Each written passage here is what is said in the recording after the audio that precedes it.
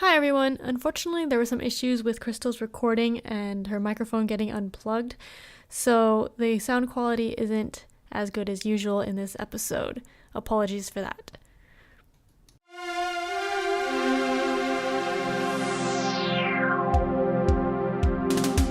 Hello and welcome to episode 50 of Board Game Blitz, a proud member of the Dice Tower Network and a podcast about all things board games that you can listen to in less time than it takes to properly understand the nuanced differences between objectivity and subjectivity.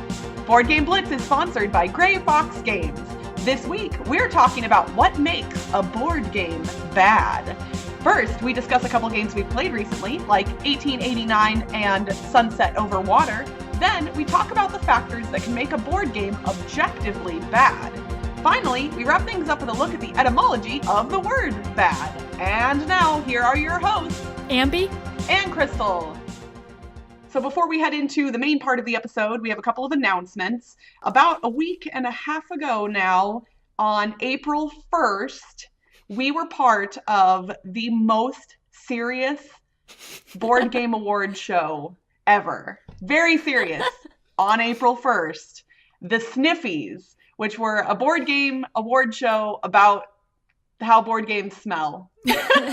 Super serious. Very serious. We were lucky enough to be invited by Flip Flory of Flip Flory's Super Saturday board game serial to take part in the very first annual Sniffy Awards, and we got to present 2 awards during that show. So head over to the podcast feed for Flip Flory Super Saturday board game serial and check it out. It was a lot of fun for us to do, and it's a pretty fun episode in general. So go check that out. And in other news, Crystal is continuing her world domination of podcasting, and she has joined the Dice Tower Tonight as a full-time host. So the Dice Tower Tonight is the Dice Tower's video podcast series that happens every 2 weeks. It used to be just Tom and Eric, but now it's Tom and Eric and Crystal. Woohoo! And they go on YouTube every 2 weeks. The first one that Crystal was on was April 4th. So it's on Wednesdays every 2 weeks. So you should check it out. Yes, it's live. I can't go for the first half because I'm at work, but yeah, check it out. Yeah, it's at 6 p.m. Pacific, 9 p.m. Eastern, every other Wednesday. And I guess it's easy to remember because it's the weeks that we don't record or release episodes on our feed. So if it's a Blitz week, no Dice Tower Tonight. If it's not a Blitz week, there is a Dice Tower Tonight. Unless and I'm really excited. Yeah. Oh, that's true. I guess the schedules could change. But I was honored to be asked to join the show. And I am so excited to be on it. And so I hope you all come and watch, whether you're watching live or you watch it on YouTube after the fact. And I appreciate your all's support.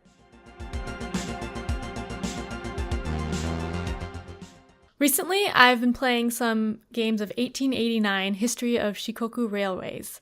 I haven't talked about this on Recently Played before, but I think I've mentioned it elsewhere.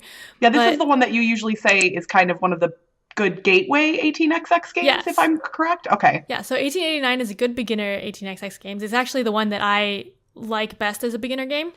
I used it to teach Cassidy. It has similar rules to 1830, which is the classic 18xx game, but it has a smaller map with easier track lays, so it's easier to get into, and it's a shorter playtime, and it only has 7 companies instead of 8 companies, which makes it so the diesel trains might not come out, and someone might not go bankruptcy. So for the record, though, when you say a shorter playtime, for those listening, what exactly does that mean? Shorter playtime is about 3 hours usually. Okay. So I just don't want people going, ooh, is there like a really short 18xx game? Well, not. It's shorter, definitely. Yeah. It's usually 3 hours or less for 1889 in our group.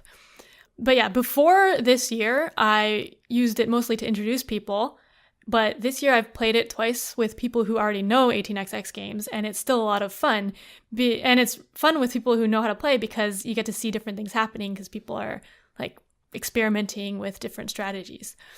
So I've played twice, once at BlitzCon with an 18xx player, and he was doing some crazy stuff. He had 4 companies at a time and was like moving trains around a lot.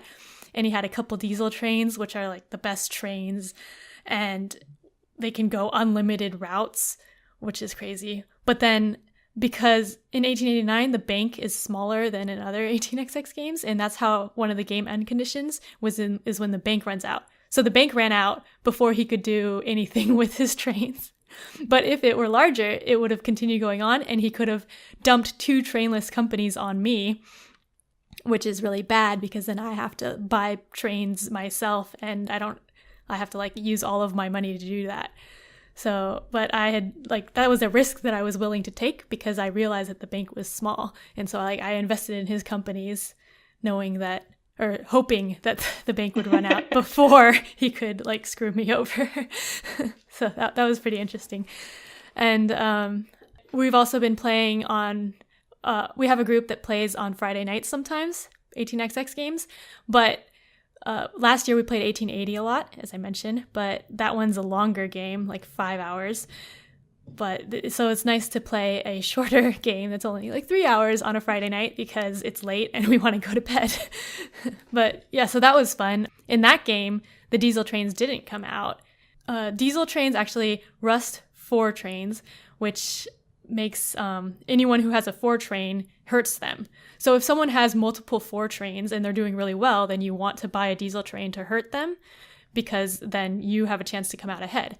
But in the game we played, everyone had 1 4 train, and so no one had advantage from that. So no one really had an incentive to get a diesel train. So it's interesting how we could see that earlier decisions impacted the later decisions because there was a chance for someone to get 2 4 trains earlier on, but he didn't do that. That was Toby. He could have gotten 2 4 trains, but he didn't. And then later on, no one wanted to get a diesel because of that. So that was interesting, I thought. But anyway, 1889 is a great intro 18xx game, but also good for players who already know how to play 18xx. It's still really fun. Very cool. Oh, I forgot to say, it was published in 2005, designed by Yasutaka Ikeda, and it's published by Deep Thought Games, so you can buy it online, but it's also available as print and play, and that's what our version is, print and play. So I recently got a game in the mail that just shipped from a Kickstarter. And I will admit, like in 2016, I did good. I didn't back a ton of Kickstarters. In 2017, I did less good.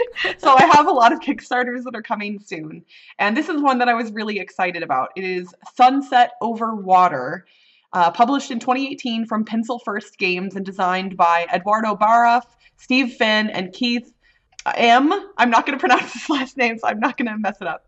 And then the art is by Benjamin Schulman, Beth Sobel, and Helen Zhu. In Sunset Over Water, the players are each artists who are hiking through the wilderness to paint beautiful landscapes in an attempt to earn the most renown. So the wilderness is built up of a grid of 25 cards in a 5x5 grid, and players simultaneously select planning cards, which determine the turn order, as well as the direction and the number of spaces that player can move through the wilderness, and how many landscapes that they're allowed to paint that day.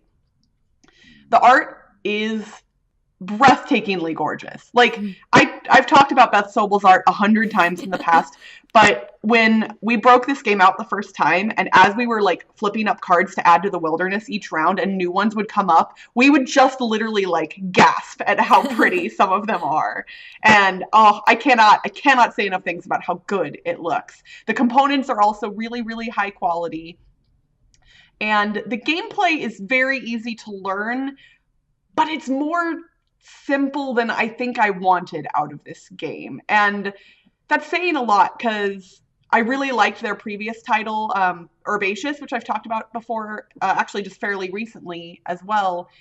I don't like this as much as Herbaceous. I did enjoy it, but some of the mechanics don't mesh with the theme as well as I thought that they should.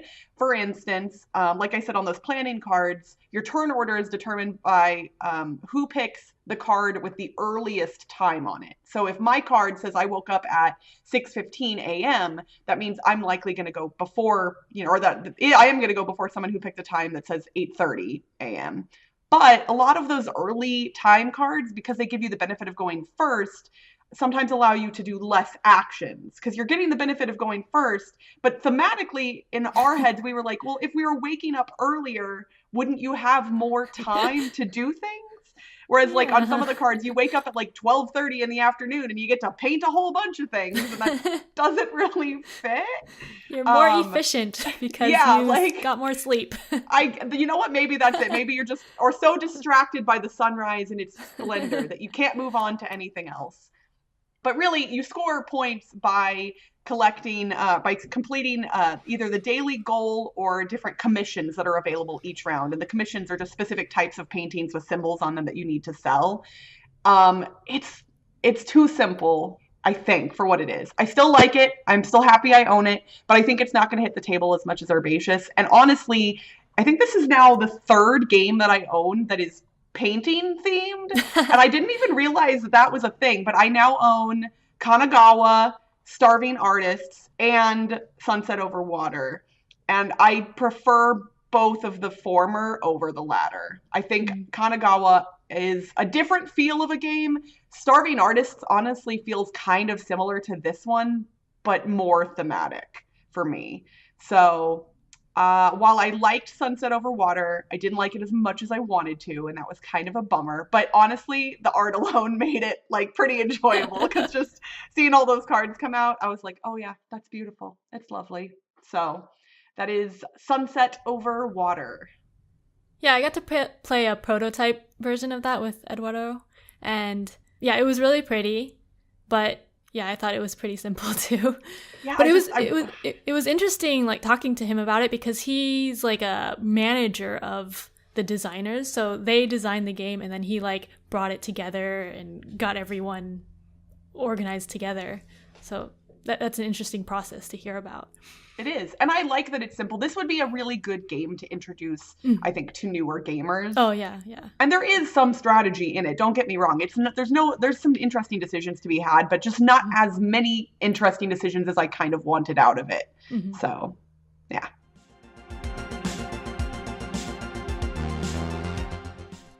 Okay, Ambie. So I know we generally try to keep the show positive and we try to look at the bright side of things, but our topic this week is not exactly that.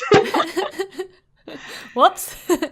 I mean, I think we can take this in a positive direction, but we were curious about what aspects of a game make it bad, and not what make it bad to an individual person, but what make it bad objectively. And we put a call out on our Board Game Geek Guild and on social media for people to chime in on what their thoughts were. And oh boy, did we get a lot of comments that were subjectively bad things, not objectively bad things. Yeah. But, I mean, that kind of shows how it's hard to say that a game is objectively bad. Like, I have a problem saying that games are bad because if I think a game is bad, other people could think it's good most of the time. If it's a published game, I guess. Like, someone thought it was good. That's a good point because especially where we're at in the current board game landscape, I feel like publishers are more discerning than ever, and therefore, generally, if something is being published, it's likely it's good to somebody. But then there's also the aspect of, all these other games are getting on Kickstarter and they're not by big publishers. It's just by somebody who's doing potentially a passion project. And so then it looks like a published game, but it could still be bad. So what were the themes that came up that we think kind of are reasons that a game could be objectively bad in that it would not be good for anyone for specific reasons? Yeah, so I think the ones that stood out to me were possibly rule books being bad or components being bad. Like, if components are broken or like they fall apart so you can't use them. So actually unusable components and unusable rules would make a game bad because then you can't actually play the game. And I think to clarify the rule book thing, there are good rule books that are difficult to understand, but I think what we're talking about specifically is lots of typos or mistakes that then detract from your ability to learn the game or play the game. And, we've experienced that with some games in the past. Island Hopper, which I blazed through in our last episode, while the game itself had fun in it, the rulebook was really bad in a lot of ways. But in that instance, there were specific aspects of it that were bad, but we were still able to discern most of the game from it. So then, is it bad or not? And this, trying to wrap my head around this topic has been an exercise in futility for me, because every time I think, oh, well, that's bad, there's usually a caveat of some kind. Yeah. And then the rulebook thing is interesting because then people can update the rulebooks online now, or a lot of people learn from other people who've played it. So one game, like Myth, was a game that had a horrible rulebook, but the Dice Tower people really liked it because they learned from the designer, not the rulebook. And other people were trying to learn from the rulebook and couldn't learn how to play the game. But apparently it's a fun game if you know the rules. I think there was a new edition that maybe has better rulebooks, so then it's better. But like, we tried to play with the original rulebook and we couldn't figure out how to play. Yeah. And I've mentioned it on the show before, but like, I played Mythos Tales last year, and I was playing with the original edition of the game, and honestly had a miserable time with a lot of it because, well, it wasn't even the rule book, it was the components themselves had so many mistakes on them and within them that it made parts of the game unplayable.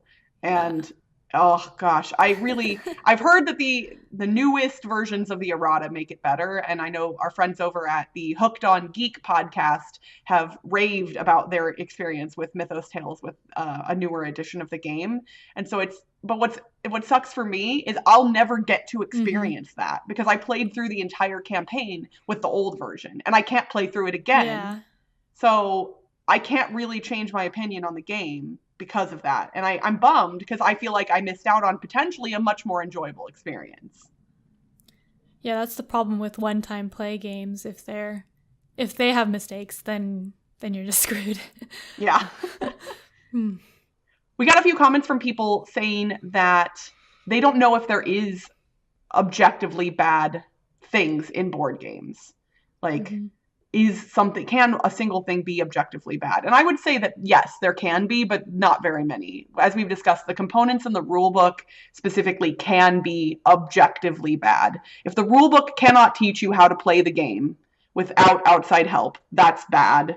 And if the components cannot function in the way they were intended, like if you had the game of life, for instance, and the spinner was broken, you would not be able to play the game as intended. Yeah.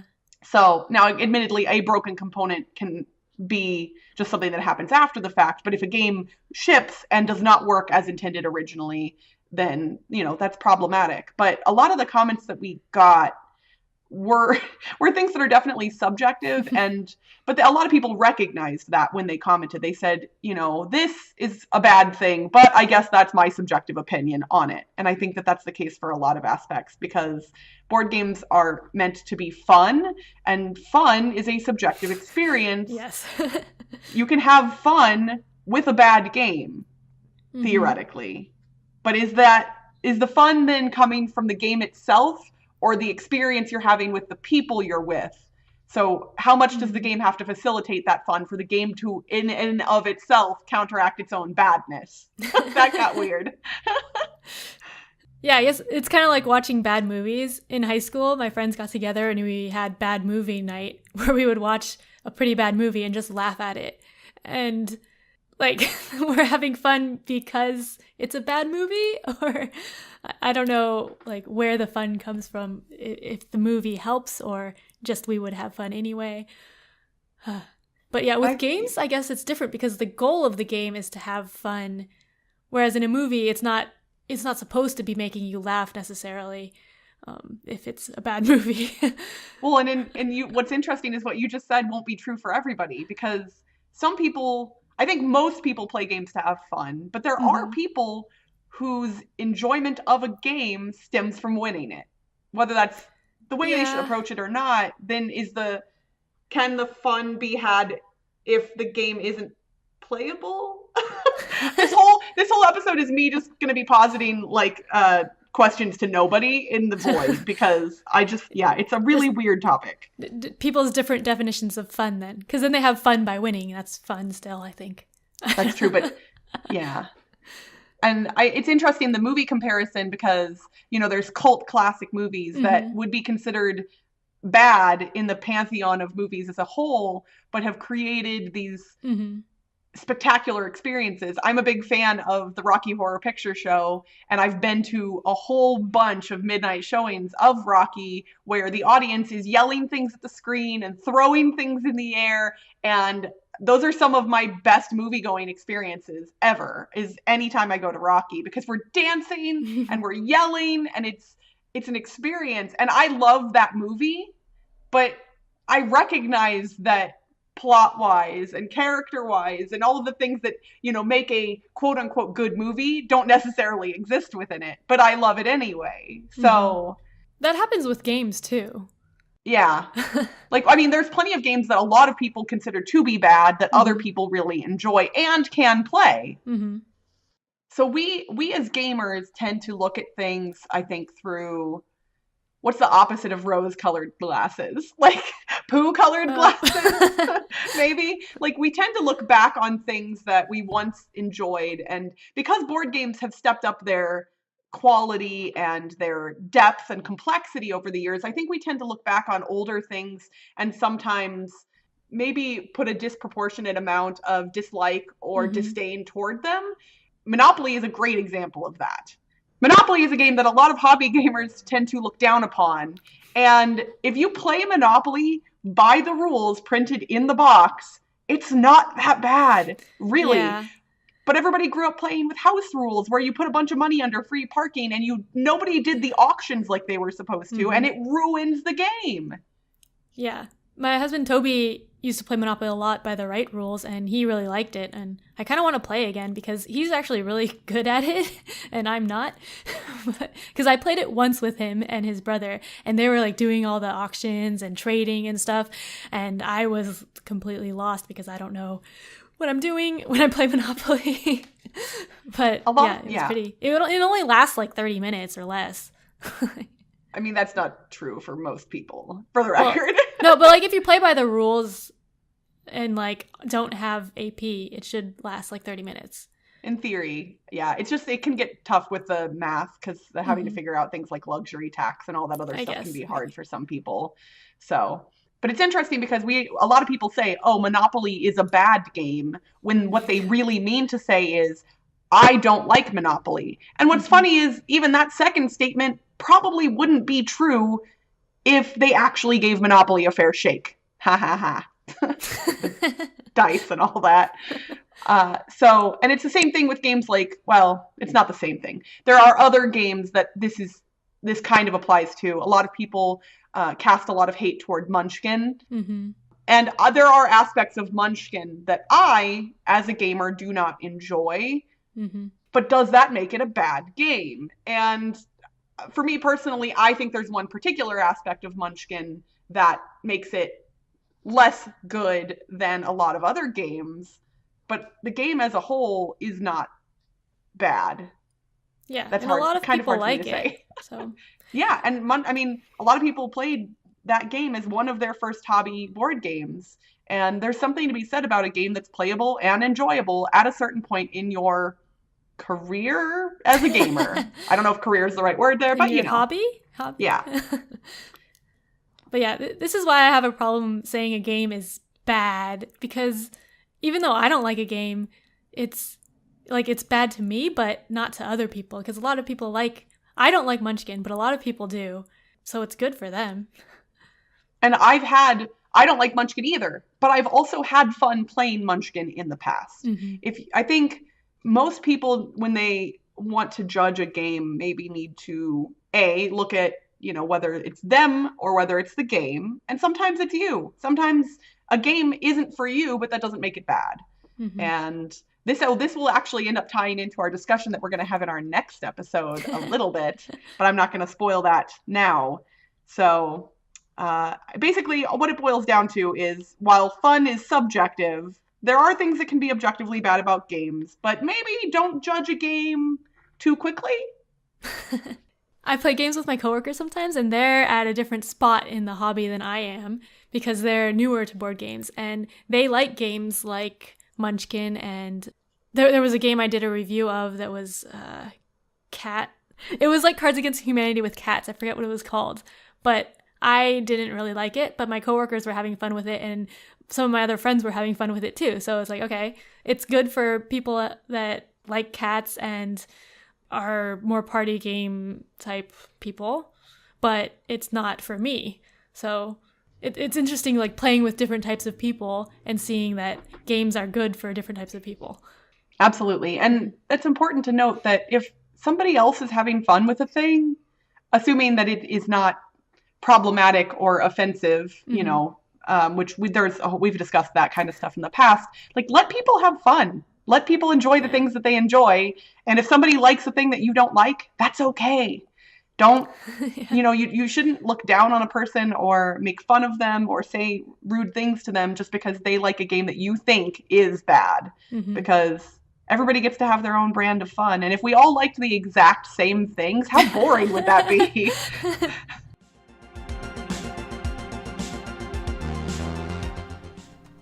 For this week's etymology segment, we're going to look at the history of the word bad. In a first for this segment, I have found a word that has very little traceable roots through other languages. The English word bad originated in the 1300s, but was rarely used until the 1700s as an antithesis for the word good.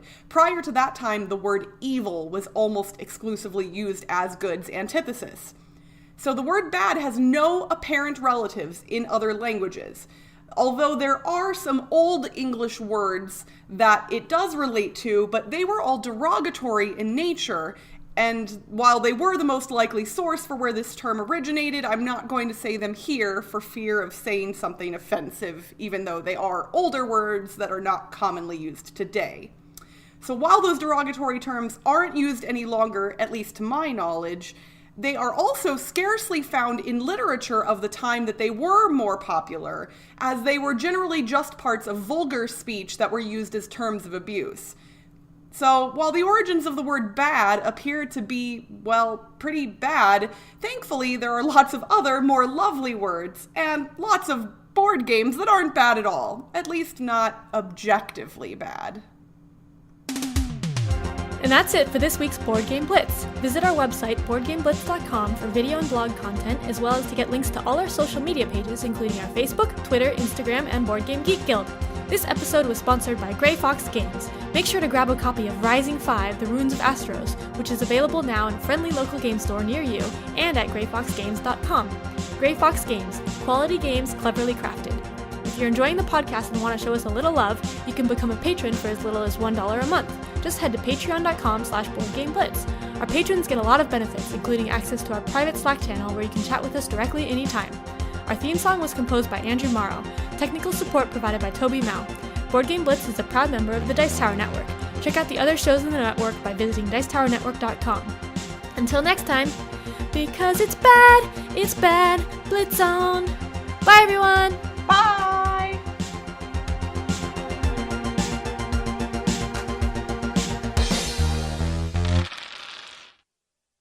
Generally, especially where we're goodness gracious. Yeah. Monopoly is a game that I think most hobby gamers tend to kind of turn their nose at. Turn their nose at? Is that the phrase? That's not the phrase. Snub? Stick their nose up at? What is the phrase? Okay, whatever. Hello and welcome to episode 50 of... Oh wait, we should have said something in the announcements about this episode 50. It's okay. We'll have this in the bloopers. Oh my gosh. This is what we get for recording the intro at the end, which is smart, but technically bad for things like this. But we have 50 up in the notes there. This is episode 50, can't read. Everyone. And Yay. Ambie's apparently going to put this in the bloopers, but holy cow, how is that a thing? We've done 50 episodes. Wow. That's really cool. Okay, now I'm going to actually do the intro.